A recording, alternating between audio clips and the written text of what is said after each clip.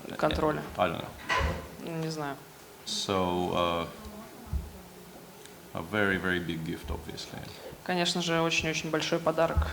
You said that your position was worse here, but what was a moment where you, let's say, made your position worse? Do you think was went wrong? Вы сказали, что ваша позиция была хуже, но в какой момент она стала хуже? Bishop c5, it looks like a very natural move, but I think it maybe deserves 2 question marks. Во-первых, слон Certainly c5, one, but maybe even 2. ход, который кажется естественным, но на самом деле, может быть, заслуживает 2 знаков вопроса. I'm not sure, Определенно одного, но может даже 2. Maybe I should wait as long as possible here before playing d5, make all of my useful moves. Во-вторых, может быть, мне нужно h6, make all the moves I will have to make later ждать, in the прежде game. чем сыграть d5, сделать все полезные ходы. If, let's say, if white has to double on the d file to force me to play d5, I mean, the rooks on d2 and d1 will not be so useful, so maybe just do something like this. Если белым нужно сдвоиться, чтобы заставить меня пойти d5, то эти ладьи No, it's still not much fun, but полезны. Maybe I can do something like this. Just take and bishop e5 and knight e5. Knight e5, bishop e8, yeah, and I thought, yeah, but then bishop d4. Петр предлагает No, it's not going to be much fun, but basically, just play knight c6, the way I was planning to do, just play knight c6 without thinking and ask white what he wants to do. Ну, вообще нужно было просто сыграть конь c6 без раздумий и спросить белых, что они собираются делать. Completely ridiculous to play bishop c5. Yeah, I don't know what I was thinking. Да, слон c5 это просто смешной ход, не знаю, о чем я думал.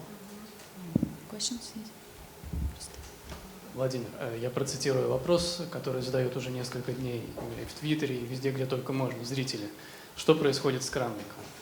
Как бы вы сами ответили? Well, I'll just quote a question that is asked by everybody on Twitter and many other places. What is happening with Vladimir Kramnik? Ну, видите, что просто зеваю, да, ничего не знаю, наверное, усталость какая-то. Не знаю почему, потому что я сегодня хорошо играл, нормально играл, в общем, уже позиция была с большим перевесом, все видел, все написал и просто в один ход зеваю. Вчера, в прошлом туре то же самое, просто одноходовый зевок. Ну, не знаю, наверное, усталость. Конечно, непонятно почему, как, чувствую себя вроде нормально, но почему-то грубые зевки. You see, I'm blundering horribly. Perhaps it's tiredness. But I can't say that I played a bad game today. I played normally, and still I blundered just in one move. Well, perhaps it's tiredness, although I feel myself very fine, so I don't know. Ну, тут даже, наверное, 5. Ну, мне казалось, что здесь что-то найдется, да. Ощущение, что что-то найдется. Вряд ли хорошо закончится. Да, это точно.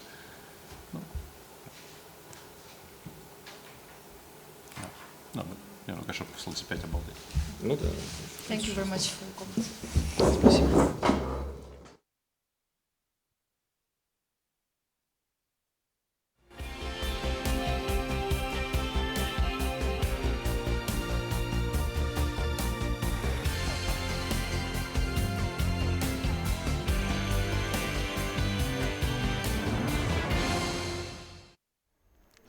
We are back for the last game of today.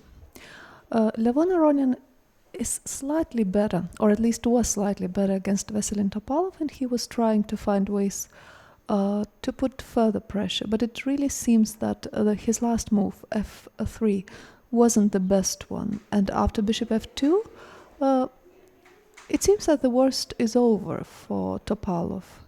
Wouldn't you say, Peter? I quite agree. I think that, well, Levon has tried well, but also Topalov did defend well. Mm-hmm.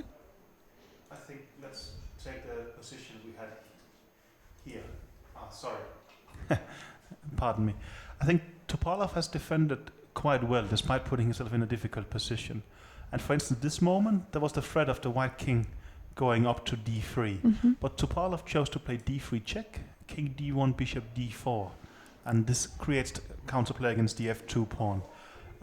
Well, this is sort of what Aronian maybe also was hoping for, that some action will happen, and it did indeed. Rook g4, f6, f4. But here Topalov thought for a while, and he took on f4 and played the move king e5.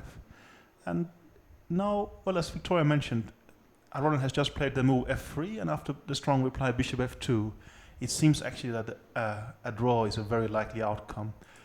Probably, I mean, Aronian could put some pressure, but the lines would be very complicated. Rook h4, bishop f2, and you have to give a check here and push the king a bit back. And it seemed, well, we were analyzing this, for instance, with the computers, and it's a very complicated position. Yeah.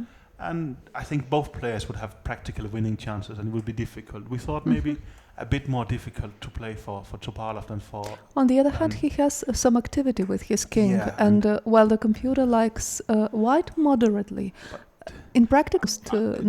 somehow with this pawn, and let's say the black bishops goes back to e3, I mean, you will be scared of him coming to g8, and you almost made it. So I can actually understand. I mean, he got into trouble in this game at some point, and he defended well, and was almost pushing for a win. Well, he was pushing for a win. But maybe he thought, okay, enough is enough. Maybe now it's not finished yet. Well, let's say this position that we have on the board right now after rook g4. The point of rook g4 is also quite interesting. Should he, make some other move? It's not obvious which. But after f5, he would be in huge trouble. It's a bad move, sort of bad point to relax a bit, because there is the threat of f5, I think. Yeah. Okay, rook g4 he played, and Topalov just went back with his king to f5. And, against it becomes a principal choice for Aronian. He can give a check on f4, just going back with the rook, and then invite a draw by repetition. Or he can also start considering, can I start being ambitious and put my rook in that direction? But I would say it's scary. Let's say bishop c5, and as soon as you do something with the rook that's not in the g line, rook g8 to g1 becomes a threat. Yeah. I think actually... Oh, it seems like they're going for the repetition. Maybe they're going for repetition. We saw rook f4 check. And that will be the... King e5. So actually this, quite exciting round, and this exciting game can be over very, very soon. Let's see, but it's... Yes, okay, it is actually. They just agreed to draw. Yeah. An interesting game, and I think both players was quite courageous and pushed at times and such. But I guess you see that Topalov is shaking his head. Most likely he's talking about... okay, this is quite elegant. He's not happy. That's g5. Yeah, that's g5, yes. G5 was the move which really put him into a tough spot. Well, also, I guess players doesn't realize that they are on camera, but being on camera for 6 hours is actually quite tough. I mean, you will forget it, and it's good they show some emotion. Yeah, there are a lot of emotions, of course, and they have to hide them. Some are difficult to read. This one, I think even I got, right? I mean, so... That's for sure. Well, we will see at the press conference, but it sounds like g5 he thought was very bad. So, just to sum it up, after this round, we have a status quo almost. Vichy is still 1 point ahead of Aronian. Yes. And 1.5 point ahead of 3 players. It's just that Svitler has changed places with Kramnik. So it's Karyakin, Mamedyarov, and Svitler. That's right. So that's the situation. And tomorrow we're going to see some interesting games yet again. I think it's Kramnik is white against Anand. I think Karyakin is he's black against Topalov, and I think Aronian could be black against Svitler, and then I think we're down to one pairing which is going to be... Yeah, Aronian is black against Svitler, and Andreikin is white against Mamedyarov. So again, all of the games are very fighting. And I think we will see the same scenario as today, that Anand has the right to be cautious, everybody else simply needs to keep pushing in order to catch up with the leader. So, I think that's right. We will switch to the press conference, and then we will see you back again for more action tomorrow. Yeah, but since we know Levon very well by now, he tends to spend quite some time by his board analyzing after the game, so we can stay a little bit longer with you. Why, they're going to have a press conference, but maybe they have a prelude to that. Yes, one thing is telling everything you think to the whole world, and the other thing is just discussing it among themselves. Maybe also, you will see football players, they get the emotions out physically, but I think for chess players, maybe something like talking like this afterwards. Yeah, sometimes it's tough to be silent for so many hours. Yeah, there should be a commentator then. And you don't have that problem. That's true. But today we were even close to having this round of 4 draws. But this one game which finished in a quite an illogical way, you could say. The press conference that we've seen just now. This was. This was unexpected. A one-move blunder by Kramnik, and I think that will happen, but it has maybe happened more than once in this tournament. To him, definitely. And that you simply can't afford, I would say. No, not here. Not if you want to. seems to be a bit of progress in actually getting the players towards the conference, right? Mm-hmm. So that's true. Yes, and so in the tournament, this Russian mini tournament has finished finally, and now all the exactly, it will be Russia against the world in the in the last 4 rounds. But practically speaking, it's the rest against Anand, I would say, comparing for the top standings. That's a good point. Yes, so that's definitely what we're gonna see. Catch Anand is the 4 last rounds that summed up, I would say. That's right. Yes. So enjoy the press conference, and we'll be back with you tomorrow.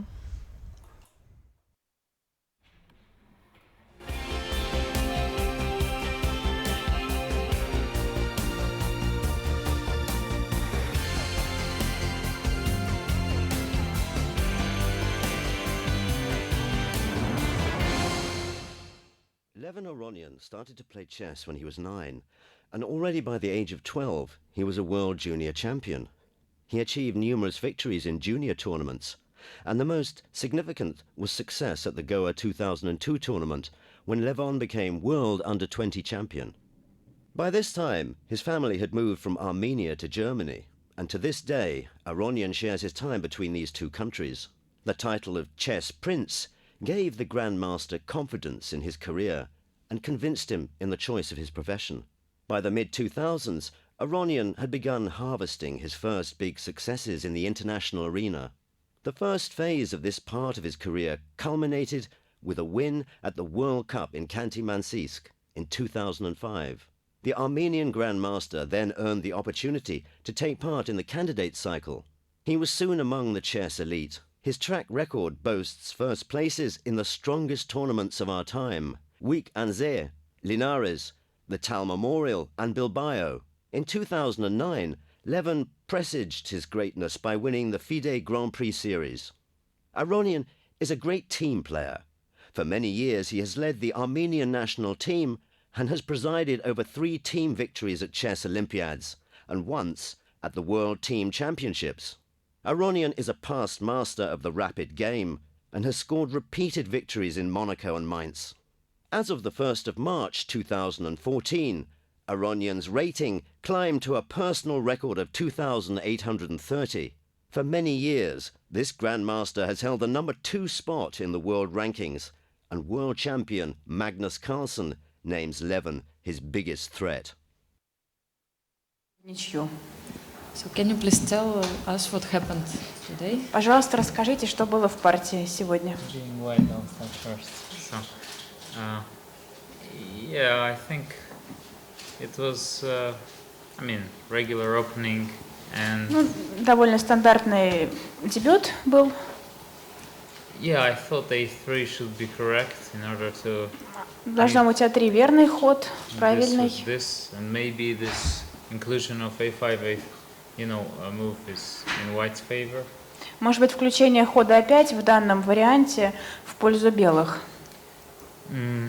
Here I wasn't really sure how to put my pieces. Здесь я не совсем был уверен, как мне правильно расставить свои фигуры. Because I also want to control A4, Queen A5 at times, but. Потому что нужно контролировать A4, ферзь A5. Yeah, I thought A4 is a possible idea as well. Думал, что возможная идея A4 здесь есть у белых. I kind of didn't like Queen B6. Мне не очень понравилось ферзь B6. Yeah, bishop c3 and stay like that. Yeah. Слон c3 и так стоять, продолжать. Not clear what exactly white wants. I kind of. Не очень понятно, что. Didn't really like this bishop on c3. I was trying to avoid it, but maybe it was a Левону не mistake. очень понравился слон на c3, как он стоит. Он старался этого избежать, но, возможно, так и следовало пойти. Anyway. In fact, I thought about one position. Я думала о позиции. But it was just to put A4 for black, even in this Если position. у черных пешка на A4, like, I thought it A4, was some kind of knight D7. D5, yeah? And then to C3, конь sacrifice a pawn. D7, I thought D5. it should be almost equal, this kind of positions. такая позиция должна быть практически равной. And Yeah, it's because interesting. of the Да, интересная my bishop is позиция. quite strong and probably Слон it should be довольно also сильный. enough, but okay. Actually, я не помню, he was commenting today. After a4 for black, he was proposing maybe c5 to put something like this. Did you consider? Ян Непомнящий, один из комментаторов, It's a standard idea. говорил, что на a4 здесь можно пойти c5. Trying to use this a4. И это стандартная идея. Generally, I think somewhere here I didn't play precisely, but Где-то здесь я сыграл не совсем точно. I think after c5, black should be almost, equalizing. Я думаю, что после c5 черные практически уравнивают. Меня несколько беспокоил ход конь e5, конь бьет e5, слон бьет e5. После f6. Не знаю, форсировано это или нет. На ферзь d2 есть просто ладья f8. И нет смысла.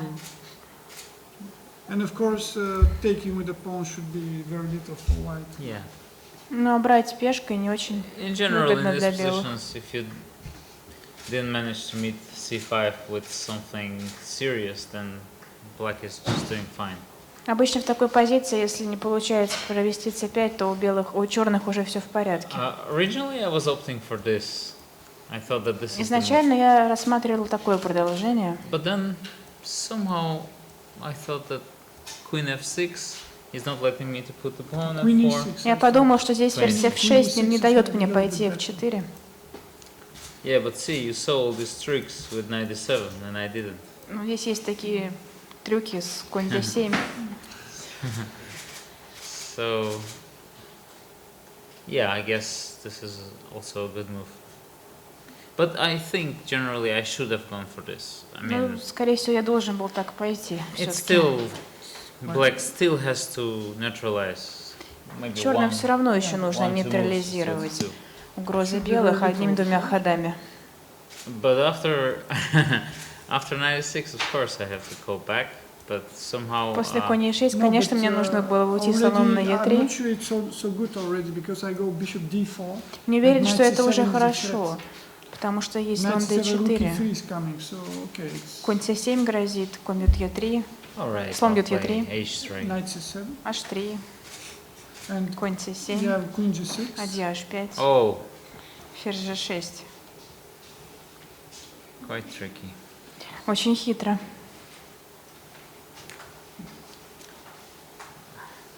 Yeah, maybe it's interesting. Да, это интересное продолжение. Anyway, this was really stupid. What I've done. Да, это было довольно глупо. Может быть, пойти ферзь d3 вместо конь ферзь d1. But in general, I thought that, I might be slightly worse, but I'll equalize somehow. Ну, тут я понял, что у меня немножко, может быть, похуже, но я знал, что я могу уравнять. In general, I don't like this kind of things, when you play. Мне нравилось такое продолжение. And then rook d8, and the queen is kind of vulnerable.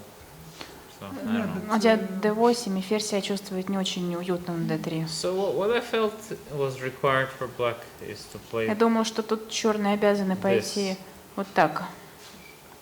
And I wasn't so happy, but I thought. Мне не очень это нравилось. А где здесь проблема? Просто если пойти b3, a4, a4, ладья d3. Yeah, maybe. What you have done is also logical. Ну, то, что было в партии, также логично.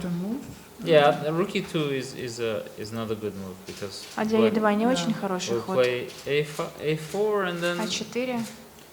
This c4 pawn is, it's really unpleasant for white because. Очень неприятно иметь такую пешку на c4 для белых.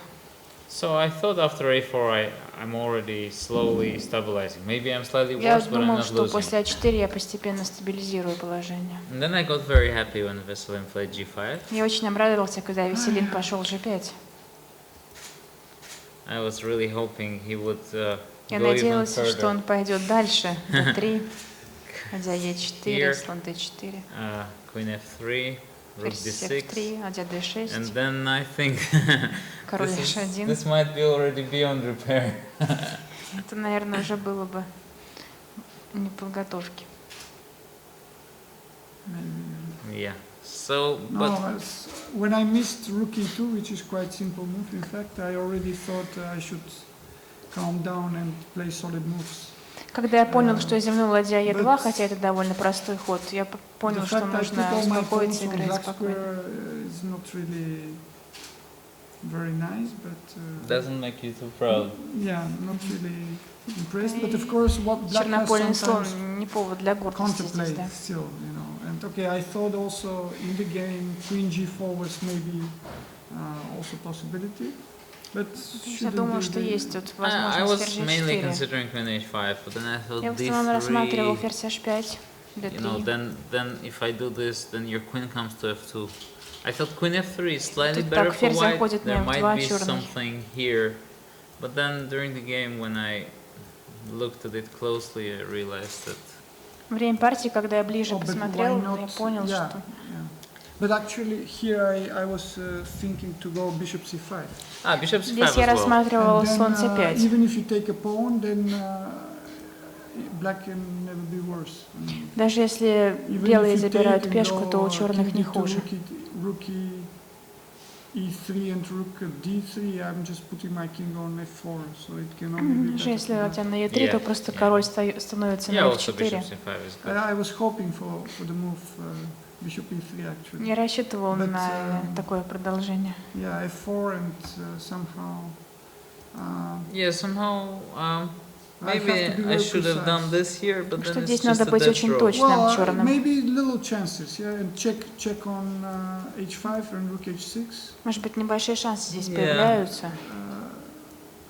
Like this, maybe, but. I mean, you can't really lose this with the f1. Здесь нельзя уже проиграть с такой пешкой на f4. Only if you want to, you can lose. Только если очень захочется.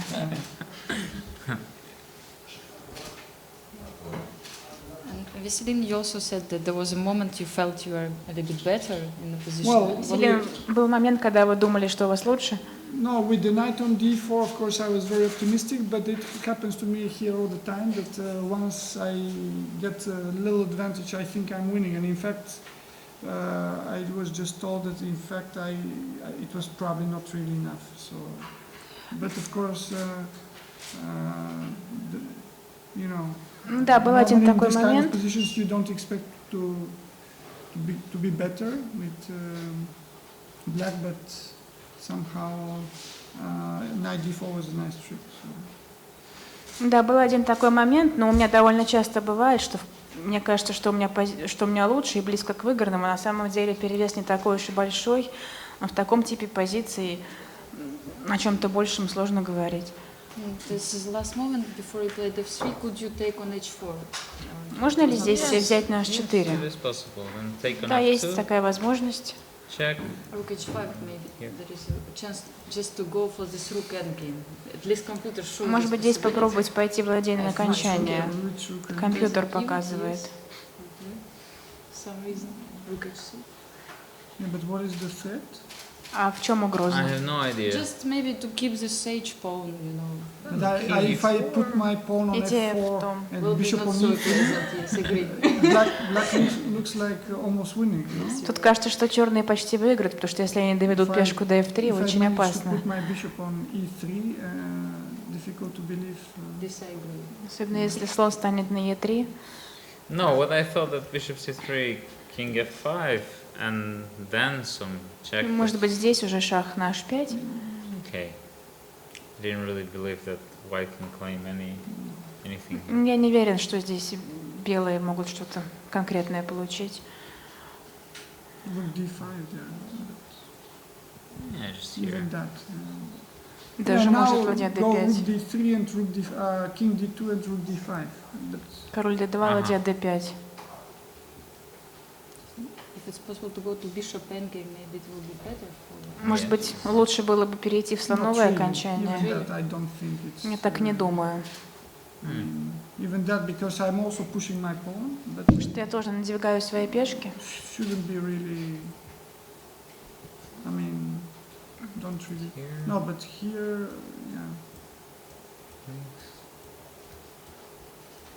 Yeah, well, then you'll play b5. Здесь It's hard играют to play. b5. Exactly, I don't really need much. But Здесь много не maybe there was a достигается. possibility like this. I kind of already thought that there are no more chances. Может быть, No, but- была but такая I can возможность, also но я start понимала, что king, мало шансов. King e6 now also? Or, that's... yeah. Yeah, I didn't believe in this. Bishop d4 takes and rook d5, huh?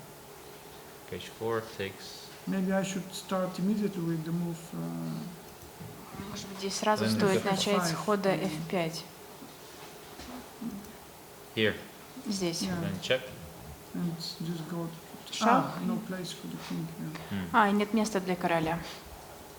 Yeah, it was still some possibility. of Yes. course. Да, была какая-то возможность, конечно же. Some chances. Какие-то шансы. На вопросы? У меня, не знаю, может быть, немножко такой смешной вопрос Веселину. Если вот посмотреть на турнирную таблицу, он выглядит своеобразным стрелочником. Он выиграл у Крамника, сыграл в ничью с Ароняном и проиграл Ананду. И если взглянуть как бы на турнирное положение, это во многом он определил его. If we take a look at the cross table, so it looks like that you determined it because you outplayed Kramnik, you lost against Anand, and you made the draw with Levon. So. No, the thing is that actually I don't really care if about my result as long as I'm not fighting for the first place. So, you know, when I just before the tournament I didn't even consider to play Naidorf against Anand. I had some other idea, but then okay, when you are in a minor score and somehow it was almost the only opening which looked playable for possibilities to win with black. Меня не очень волнуют мои результаты, если я не веду борьбу за первое место. До турнира я не думал, что буду против Ананда играть в вариант Найдорфа, но когда ты идешь в минусе, то это единственный дебют, который может помочь себе завязать настоящую борьбу, сыграть как можно более агрессивно. Вопрос к обоим участникам. Сегодня Дмитрий Андрейкин на пресс-конференции сказал, что он получает удовольствие от турнира. Я хотел бы знать, насколько каждый из вас получает удовольствие от игры. От игры, не от турнира, от игры. This day Dmitry Andreikin said that he was just playing for pleasure here, so we would like to know, do you get pleasure from the play? Every time, you know. Всегда. Even when you lose, if your opponent played well, I mean, it's some sort of pleasure as well. Даже если ты проигрываешь, что твой соперник играет хорошо, то это тоже в какой-то мере удовольствие.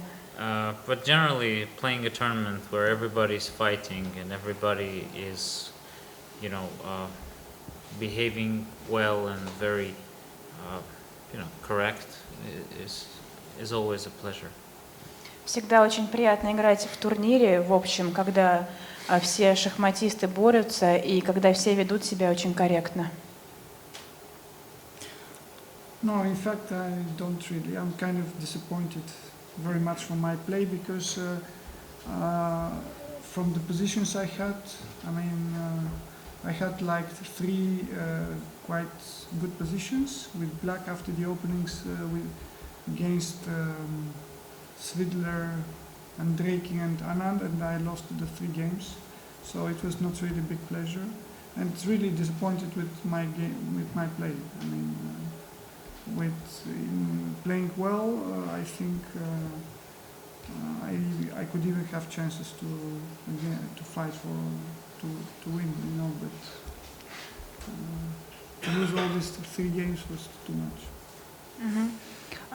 Я не очень доволен своей игрой, я разочарован ей. В 3 партиях я имел хорошую позицию черными, но я их проиграл. Это партия против Свидлера, Андрейкина и Ананда. Если бы я играл бы хорошо, то я, конечно, боролся бы за первое место здесь. And just last question to Levon. Anand is quite ahead of the others, but do you still feel, do you have ambitions to fight for the first place? And will your, like for example, Veselin said that when you have money, so you should win, you change some strategy or even openings, will you do something about it in the last rounds? Вопрос к Левону. Вот Вишванатан Ананд уже довольно далеко ушел вперед, он сильно всех опережает.